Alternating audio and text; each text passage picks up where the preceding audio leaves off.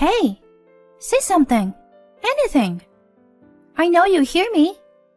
My mother-in-law and husband, who seem completely oblivious to my voice, even though we are in the same living room. Mom, can you hear anything? What? I can't hear anything. The two of them laughed hysterically. I held back tears as I packed my belongings and ran away from my in-law's house. My name is Iris, and I am 34 years old.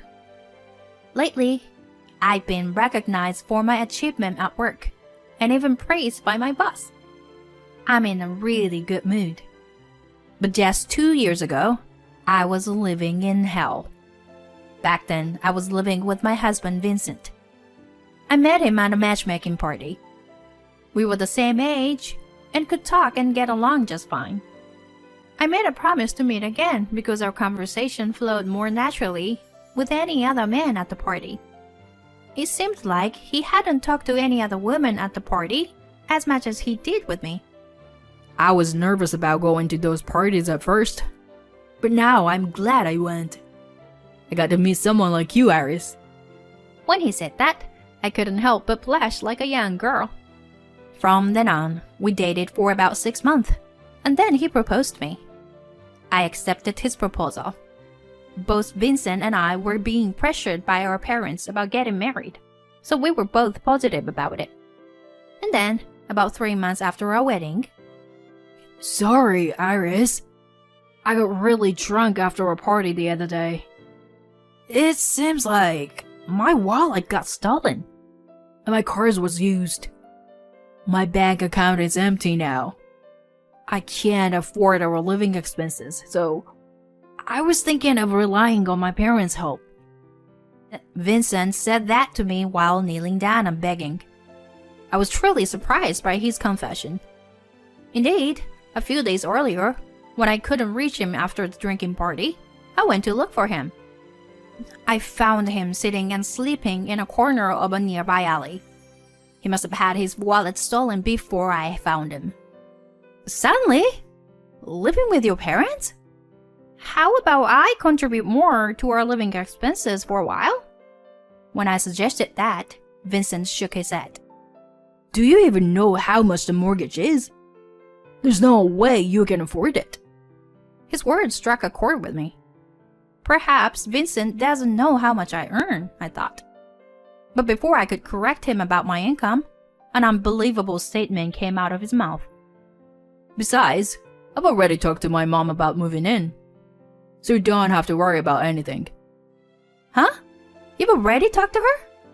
I felt like I was losing consciousness. I'm not particularly close with my mother-in-law. And it all started with her attitude when Vincent first brought me home. When she asked about my alma mater and where my parents work, my mother-in-law let out a big sigh. What? He's chosen such an ordinary woman. My mother-in-law said it loudly as if she wanted me to hear. At that time, my husband was in the kitchen, so he probably didn't hear her voice. I was shocked to hear those words and froze in place. Furthermore, my mother-in-law acted as if she knew everything about me. I'll allow the marriage, but don't drag Vincent down. She said that with a harsh gaze. It seemed like my mother-in-law didn't want to accept me as her son's wife. Living with a mother-in-law like that, my spirit felt heavy. I don't think her personality would change, even if we became a family. A few years before I met Vincent, I heard that my father-in-law couldn't bear living with my mother-in-law, and they got divorced. When I asked my husband about what happened, he just said, "It was probably some stupid fight." He didn't seem to take their divorce too seriously. And shortly after we moved, my anxious feelings were proven right. When Vincent and I arrived at my in-laws' house with the movers, my mother-in-law said, "Vincent, welcome, honey. Now, go rest in the living room. I'll get some snacks and tea for you." She welcomed my husband into the living room, as if he were a little child. "Hey, Can you do something about this baggage? My mother-in-law said to me coldly from the entrance. I don't understand why she treats me so badly, but I reluctantly instructed the movers on what to do with the bags and unpacked everything myself. Huh? You still haven't finished unpacking my bags? Normally, the wife unpacks the husband's bags first, right? As I unpacked without taking a break, my husband said such a ridiculous thing. I became worried. If I continue like this from the very first day. But I decided to gather myself and not give up. Maybe it's because I accepted their words without saying anything that they feel free to make fun of me. I decided the next time they say something, I'll respond properly. But that decision might have been a mistake. It happened when I went to work and came back home. Since my husband's workplace is closer to my in-laws' house, Vincent comes home earlier than I do. Wen, who arrived home later than Vincent, was approached by my mother-in-law. Hey, Iris! What do you think you were doing? Normally, you should have come home before your husband and prepared dinner. My mother-in-law stood at the entrance scolding me. Am I not even allowed to take off my shoes and enter the house? I thought myself that I had to say something to my mother-in-law this time.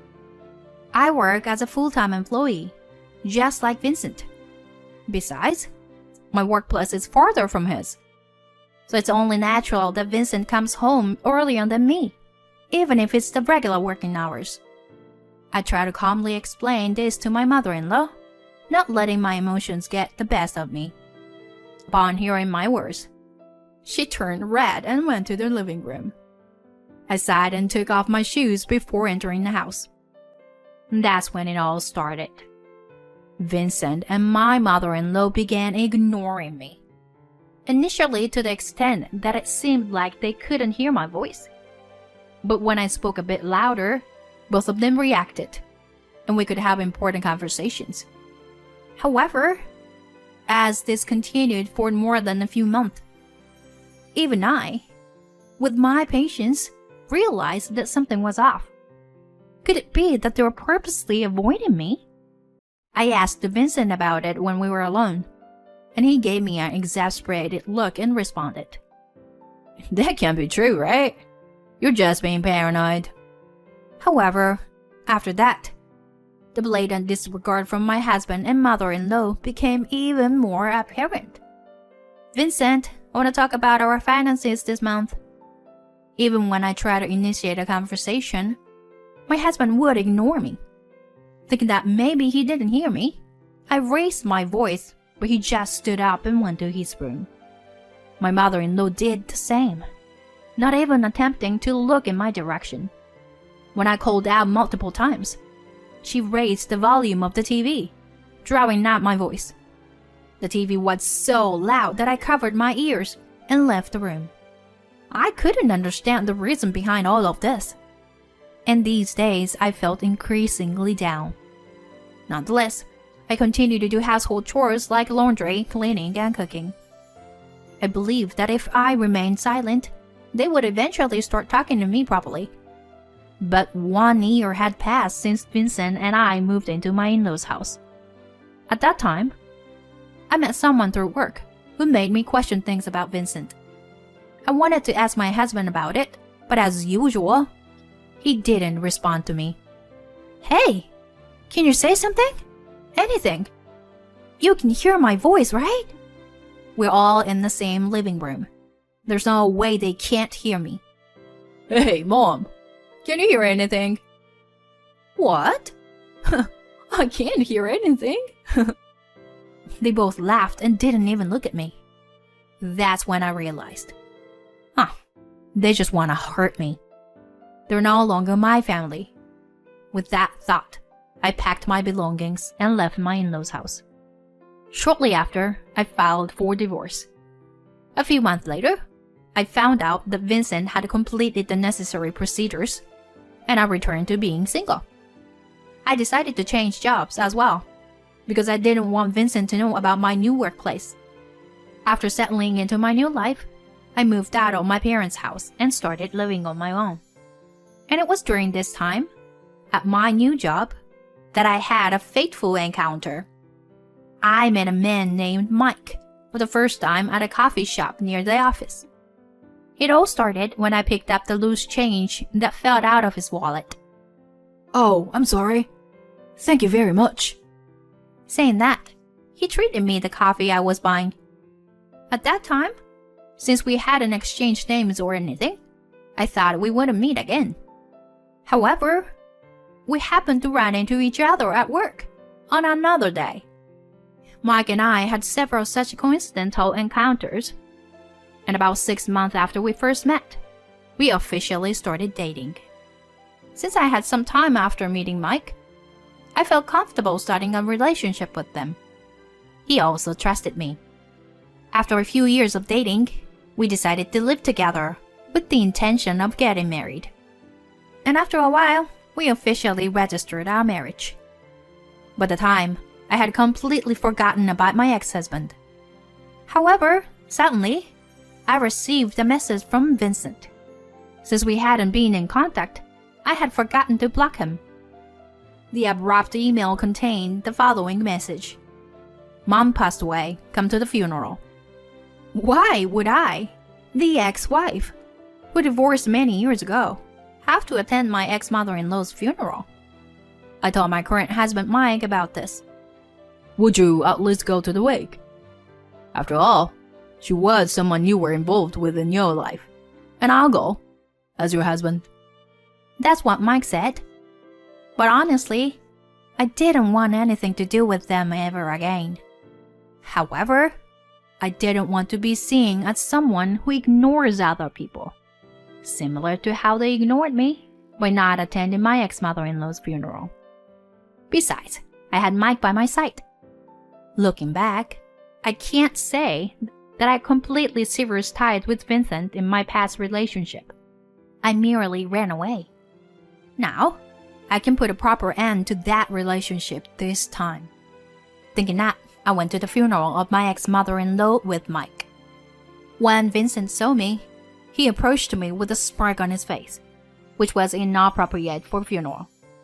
It had been years since I last saw my ex-husband, and it seemed like his face had gotten a bit rounder, perhaps due to unhealthy habits. Hey, Iris. So you didn't erase my contact information after all. You still have feelings for me, huh? If you kneel down and apologize right now, you can come back to me, you know? Seeing that expression, I felt uncomfortable. And in an instant, his face stiffened. My ex-husband was looking at Mike. Is there anything you want from my wife? Saying that, Mike pulled my shoulder closer, his gaze cold and piercing.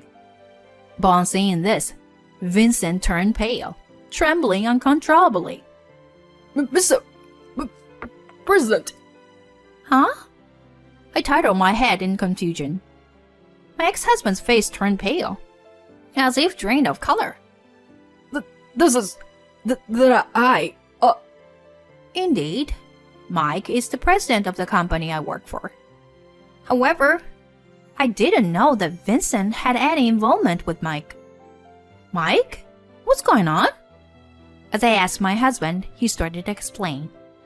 Actually, I didn't tell you anything, but I decided to investigate your ex-husband because I thought something might happen to you. And it turns out, this person was fired from his previous company. Moreover, it was for embezzlement. I widened my eyes in surprise. The truth was, Vincent wanted to move back to his parents' house because he was being demanded money after his embezzlement was exposed. Unaware of that, we started living with his mother. And sometime later, I heard from an acquaintance that Vincent had been fired from the company. I tried to confront him about it, but he and my mother-in-law continued to ignore me. So I thought it was hopeless and ran away from home. So, I was picked up by the company I'm currently working for. Mr. Smith here, the president, is a major business partner of our company. my ex-husband sweating profusely. Then Mike, who was next to me, continued. Until now, I've turned a blind eye to what you did to my wife. Well, you and Iris are divorced now, so I try not to bring personal matters into my work. Yes, thank you. So, does that mean our business dealings will continue as it is? He, who had acted superior towards me, was now trembling like a small animal. Then I looked around. It seemed that Vincent's boss was also in attendance, and he approached us in a flustered manner. Mr. Smith, to meet you here? Anything wrong? Wiping his head with a handkerchief, Vincent's boss asked Mike. Mike let out a sigh and replied. Actually, my wife divorced this man several years ago. And at that time, he and his mother treated her so badly. When he called her to the funeral, saying she should come, I got worried about my wife and came with her. Is that true? Then he grabbed Vincent's shoulder. Vincent was avoiding eye contact as he was being questioned. And today, when he noticed my wife, he immediately told her to kneel if she wanted to remarry him. I'm glad I came with my wife. You? How dare you? Vincent's boss seemed like he was about to attack him. I have no intention to further humiliating my wife, so we'll leave now. I don't intend to speak ill of the deceased, but she treated my wife horribly, so there's no need for greetings, right? We are truly sorry. I will never let this guy bother you anymore. My ex-husband was in a daze on the spot. In that state, he wouldn't be able to handle the role of the chief mourner. Well, it has nothing to do with me and Mike anymore. A few days later, actually, I received a call from that trading company. It seems your ex-husband was fired. Mike spoke up. Huh, fired? Yeah. They said he was fired without me even saying anything. They apologized for making you uncomfortable as well. It seems he was embezzling expenses at his current company too. People never change, huh? I couldn't help but sigh. Being married to someone like that, it's the worst, I said, and Mike laughed. Well, it's because of that divorce that I was able to meet you, my husband said with a smile, and I couldn't help but laugh along. In the next spring, a new family member will arrive. I want to build an even happier family with my kind husband and look forward to the birth of our child.